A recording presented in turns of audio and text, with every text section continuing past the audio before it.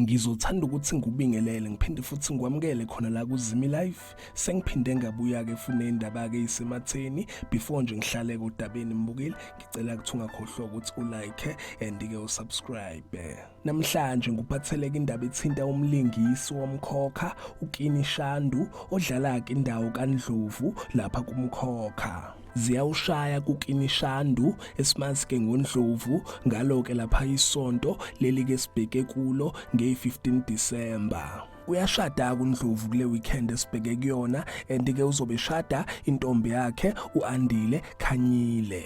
Bengike ngayiveza ke indaba yakhe before yena kuKini Shandu ngendaba yakhe ethinta umkhehlo nawo ke lapha umshado wasebandleni lakhe.